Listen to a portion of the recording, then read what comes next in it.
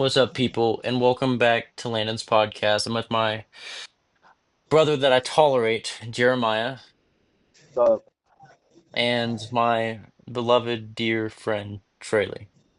Hello. And the reason I'm actually inviting our boys on this podcast today is to actually talk about a very interesting story that I read the other day. It's called Young Goodman Brown. Have any of you ever heard of that? I've actually read Young Goodman Brown a long time ago. I remember something about a pink ribbon, I think it was. Actually, that's a Me. great analogy that I wanted to dive into. But I'm gonna give you all a quick rundown of the story real quick if you don't mind. Okay. Considering That's I good know because I Trey, Not I a know bad. Traley. He probably hasn't read it. nope. Yeah, I'm not surprised there, buddy.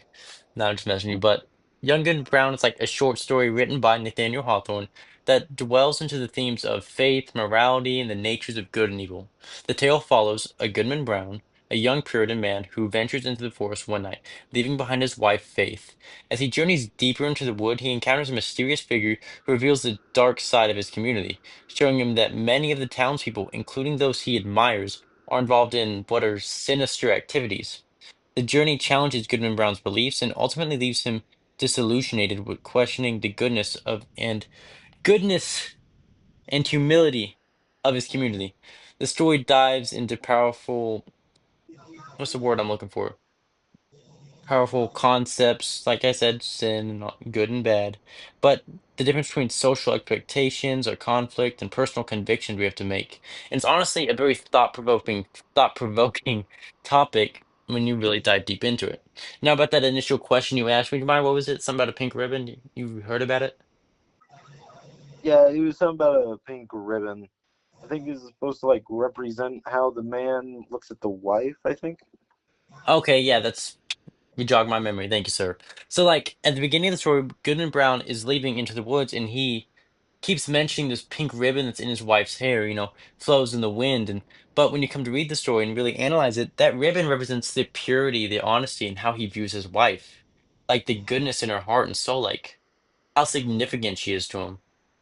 A woman he has committed his life to, like that ribbon is a big representation, especially later on when he goes into the woods and he sees that same pink ribbon in the trees of one of these demonic sites, really like making him question, wow, if my wife was at one of these sites, can I trust her? This woman that I've dedicated my life to, this person I have ved my life to, can I trust her? And it's honestly a very thought-provoking question for him, because that question leads him down this rabbit hole and it makes him lose his faith in his wife, his community, and overall his faith in the Lord. He was once a very devout, he was very religious, he was very devout. But after seeing how someone as pure and noble as his wife could turn to these devices, go to these demonic activities, he questions if he can trust her, if he can trust his true community now. Even though he knew the truth about them, his wife, he thought he could trust her out of all. But no, it was actually wrong. And it actually does bother him because by the end of the story, we see that it affects him mentally, spiritually, physically. Like he's a different person all because this ribbon breaks him. Because if he can't trust the woman he's devoted his life to, who can he truly trust? But another thing about her, I think is kind of significant, is that her name is Faith. Because, I mean, he loses faith in That is everything, but her name's Faith. It's weird. that is interesting that you pointed that out. I was just thinking the same thing. Like, That you go, Trey, you go. that how you already talked about how he was losing faith, like the woman, faith in his whole beliefs and whatnot, just purely based off the. It just makes more sense to me that that's her name. So, yeah, I see what you're getting at. It's like, because her name is Faith, right? Maybe that's like really good symbolism to the fact, like, he lost faith in his community, his relationship with her, and actually his whole, like, religion. But her name's Faith. And when that faith breaks, he loses everything. He loses faith in everything and all those around him. So yeah, I think me and you were kind of going on the same train of thought there, Trey. I think It's we were working together there. it's a bit ironic, I think is the word. That's the Eh, right eh, word. yeah, that's ironic, but I think it's mainly just symbolism. Hawthorne was like really trying to symbolize like the importance of faith and like one's Mhm. like growth and development in us as a person, which might be more of a question about personalities. Now, affects us personally, if that makes sense to you, gentlemen. It Yeah, does little bit, yeah. But back on the story, like I said, but this whole trip with this man in the woods, this I don't even know what he is. Like, he has these divine powers, and I don't quite understand it. He reads into these ritual sites. That's the part I never could quite grasp the concept of. Well, could he be the devil? That's a huge stretch, but he could be. Honestly, that's a great point. Actually, I could believe that.